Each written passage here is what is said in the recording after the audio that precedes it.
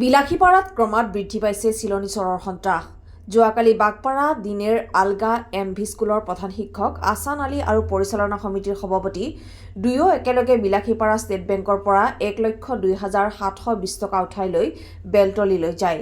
যদিও বেলতলীৰ পৰা স্কুলখনৰ পৰিচালনা সমিতিৰ সভাপতিগৰাকীক এৰি থৈ প্ৰধান শিক্ষক আছান আলীয়ে AS17C 9160 ই-ৰিক্সাৰে টিলাপাৰাৰ অভিমুখে গৈ থকা অৱস্থাত পিছে পিছে মটৰচাইকেলেৰে দুজন চিলনী চৰ আহি বেলতলীৰ হাকামা 17 নং ৰাষ্ট্ৰীয় ঘাইপথত ই-ৰিক্সাখনৰ ভিতৰৰ পৰা প্ৰধান শিক্ষক আছান আলীৰ হাতৰ পৰা বলপূৰ্বকভাৱে 1,02,720 টকাৰ বেগ এখন চিলনী চৰে কাঢ়ি লৈ ততাতৈয়াকৈ পলায়ন কৰে। উল্লেখ্য যে বেগখনৰ ভিতৰত এখন চেকবুক আৰু দুখন একাউণ্টৰ 7খন পাছবহী আছিল।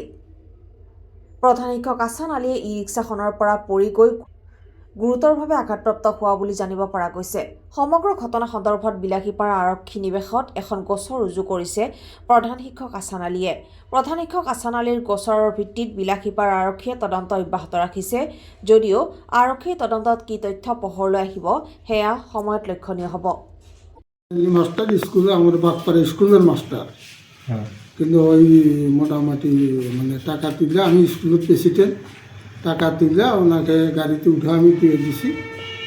আর ওই বেলতলি কানিন্দা পার হওয়া ওনার টাকাটা ডাকাইতে মেরে নিয়ে ওনার রাস্তার মধ্যে ফেলাই দিছি গাড়ি থেকে।